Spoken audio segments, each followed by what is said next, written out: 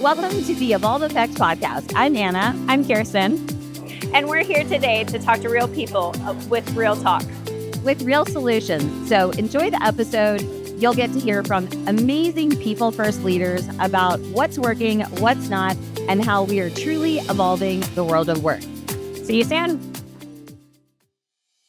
I'm Kayla. I'm here with the Evolve Effect podcast, and I'm here with Eric Knopf, and he is the author of the 56% Solution, beautiful book that was published in October of 2025. Eric, how are you doing? Absolutely fantastic. Great. Are you enjoying the conference so far? Love it. I could have left after the first day, feeling fulfilled. Yesterday, fulfilled. And now this, fulfilled. Well, I'm so glad that you're enjoying your time here. So we're at the Unleashed conference here in Las Vegas, and I could talk to you legitimately for days about your book, and I think I might have. But I do have some very important questions that I want to ask you so that our viewers know more about your book. And by the way, you can get it on Amazon. But I want to talk about the 5 pillars. Okay. So the book talks about beyond, our feeling belonging and beyond that in the workforce. So can you talk a little bit about that? Sure. So an esteemed colleague in the HR space, Pat Waters, was quick to say that everybody, and she's absolutely right, everybody knows what belonging feels like. It doesn't matter what culture you're in. You could be in the 23rd ward of Tokyo. Right. You could be in Cleveland, Ohio. It doesn't matter where you are. Belonging is something we all know when it's present and when it's not. Right. If you feel like you belong, you know it or don't. The challenge is, what does that mean? Yeah. Right? So how it's kind of hard to sell sentiment to a CFO. Right. If you're going to get traction on something that requires significant investment from an organization, including time to drive change, you need to back it up financially. Right. So my question was, how do we take this concept of the sentiment and tie it to outcomes that can be measured? Right. What I found was there were 5 pillars that establish what belonging really is. The first being psychological safety. Right. The second being inclusion. Support. So support is everything from what HR does for you or doesn't, what your manager does or doesn't do for you, but also the ecosystem in which you work. So the technology, the tooling, all of that. Right. The next one is connection. Do you have your community, your tribe? Do you have your people there? Last but not least is purpose. Right. And purpose is all the way from the values of the organization to your OKRs, to your KPIs, but also to the task level and understanding the why at the task level. Now, the cool thing is each one of those pillars is measurable directly to outcomes. Right. And we were lucky enough to hear Amy Edmondson yesterday on psychological safety. And her research at Harvard is, there's a direct line between psychological safety, having it or not, and outcomes. Right. Same thing can be said for each one of the pillars. Right. Research shows, whether it be through psychology, neuroscience, evolutionary biology, and it's in there. Mental health. It's so ingrained. And without that, you will not live up to your capabilities. Right. So, Better Up and Harvard did a study a few years ago that, as far as I'm concerned, is one of the most important studies ever done in the HR space on belonging. And they found that organizations that have belonging outperform their competition by 56%. Right. Their sick leave is down by 75%. Their attrition is down by 50%. The throughput on innovation is up by 4x. Right. So as a leader, I'll take any of those, all of them, right? The problem is, again, how do you measure it? How do you measure belonging? So my goal was to connect the dots between this thing that research shows we need and how to measure it. So it was a journey after a significant rift that we saw a radical swing on EMPS based on similar methodologies that led me to ultimately write that. And so you talked about belonging and how it's hard to quantify that. So what does belonging mean for you? I have a space where I could speak amongst my tribe, and I'm included in the conversation, and I am enabled or supported to be the best possible person I could be. Yeah. And we are all connected around common purpose. Right. Those are the 5 pillars. Right. And what's interesting is this applies, rightfully so, to enterprises, to corporate environments, but it applies to communities, it applies to families. Right. So you can actually measure all of that within the for-profit world, the nonprofit world as well. And I see belonging as something that's organic instead of something that is tensive, immersive. So instead of striving to belong, belonging is something that's innate. It's something. It's an ecosystem that's built ahead of time that helps you go into that ecosystem, community, connection, those 5 pillars without strain, strife, or stress. Except for the fact when it doesn't. And so what does that look like? So there are organizations where, consider this. I was in the office of a CEO, chairman of one of the world's largest consumer goods companies, publicly traded, Fortune 150 company. And this was after hours, nobody was around. And he said, Eric, I know that people aren't telling you the truth. Yeah. What do you mean? He said, well, I mean, they're lying to me, but it's what they leave out. And that's the stuff that I actually really need to know. Right.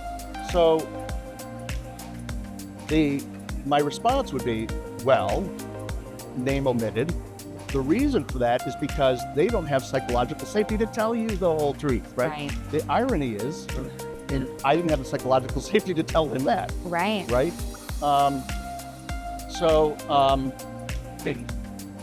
I would ask you to think about what would happen if a CEO of a well-known consumer goods company were told everything, as opposed to the cherry-pick information that he gets. Right? What would that do to the organization? And so that's just one person, but imagine how that cascades through how that permeates the entire organization. Yeah. So it's an environment where, lo and behold, people wouldn't share their best ideas. They protected them. People wouldn't say to their boss, your baby is ugly, right? Right? They wouldn't do that. Right. And so that's how it manifests itself. And then with that, people don't collaborate, they don't innovate as fast, right? They don't call out security or risks because they don't feel the safety to do so, right? So, I mean, we know we've been in environments where you go in on a Monday and it's work to communicate. Right. Chances are belonging is an issue. So then would you feel that belonging is adjacent to just trust? So wonderful question. I love the question. I actually have a chapter in the book on this. Yeah. And for me, trust is a precondition. Right. You have to have trust first. It's scaffolding. If you don't have trust, I don't know about you, but I have a hard time. I won't have a whole lot of safety with you, right? And that's just the first one. Connection, if I don't trust you, I don't know about that. Support, do you really support me, right? So you have to have core conditions for trust. And there are other organizations that have done a great job writing about that. So I was like, you know what? The research there stands. Right. My goal was to fit what's on top of that, right? But I was also asked, DEIB, isn't this part of DEI? Right. Right? And I would argue no. Right. They're related, but No, it's not. You can't have DEI if you don't have belonging. And I feel that they're layers. They are. Yeah, and that you cannot have one without the other.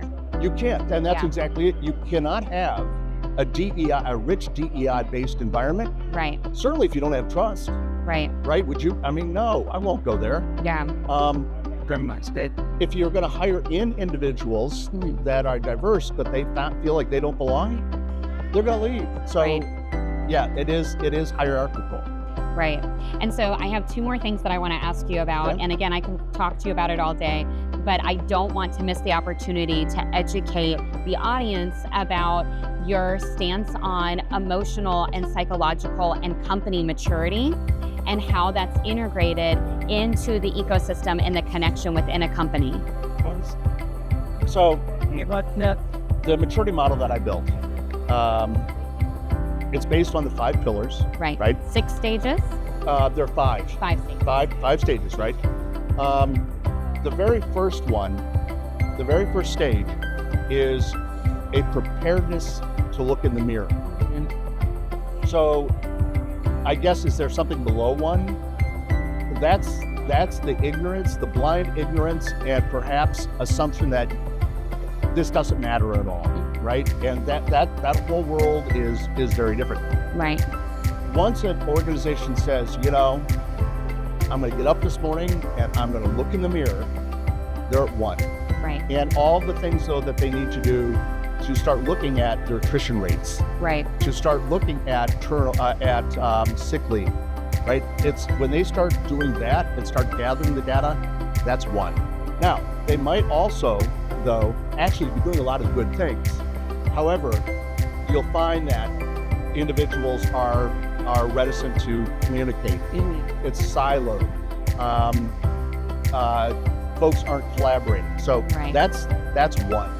And so coming back to the question about maturity, there is a hierarchy as well for belonging. So there are 5 levels, as you mentioned, 5 stages. And it goes from that base level all up to, and old school we would call it continuous improvement, right? So Right. but it feeds on itself and it seeks to change and grow and change and grow and change and grow, disruptive within its own ecosystem, right? Right. And we heard about that yesterday from Peter Hinson. And then you have the iterations in between that. When it comes to emotional intelligence, though, similarly, the moment you seek to be aware, it starts with that.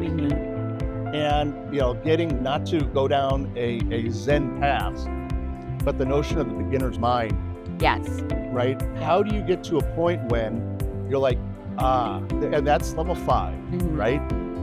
And that's the argument I would make around emotional intelligence. It's you become aware of the people in your team.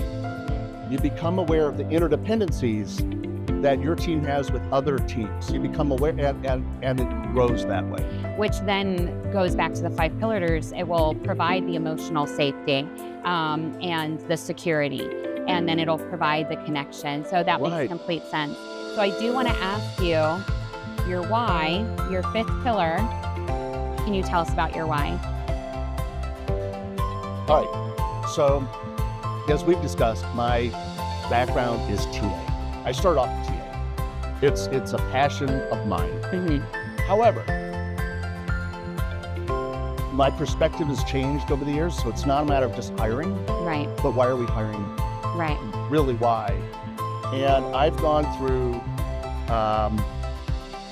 publicly traded organizations, pre-IPO organizations, VC-backed companies, PE-based environments, and I've seen when money is invested, significant sums of money are invested to drive growth.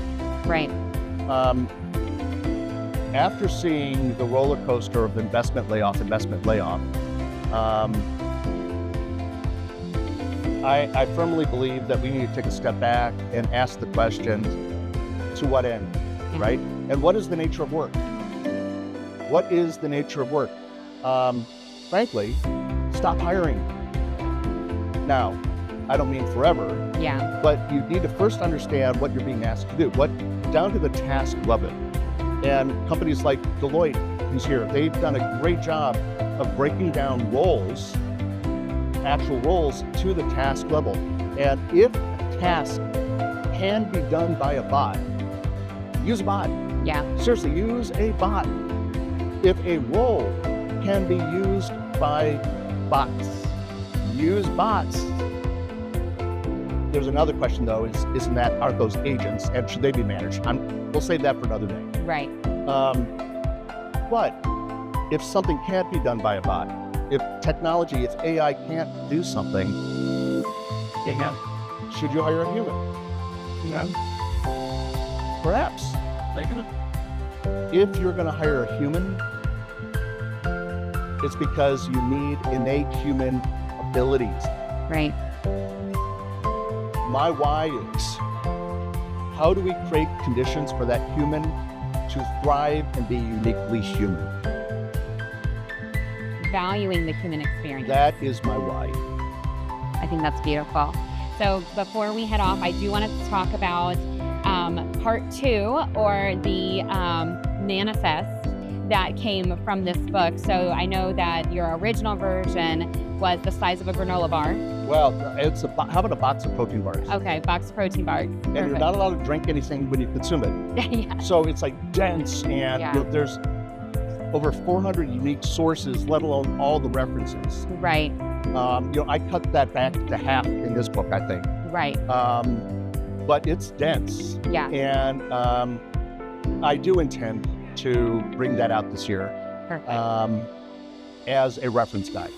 And it's for the practitioners of this. So right. Once somebody understands this and the framework, the standard itself and the framework, then to understand, if you want to better understand some of the science behind it or the how-tos behind it, there's that book. But I would suggest that you begin starting with it. Yeah. Right. And then you have another one that you're looking into publishing, and that's for TA. So one thing at a time. I've learned, I have the capacity to think about, unfortunately, multiple books. I'm that guy who listens to books nonstop. Yes. And I have 3 books I'm listening to at any one given time. Right. Eric Focus, right? And so this was first. Right.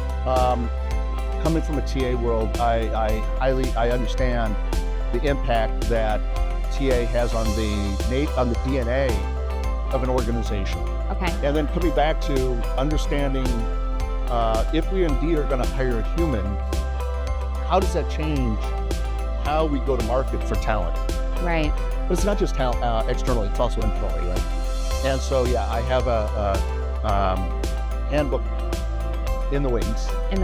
That will better enable CHROs, TA leaders, TA managers to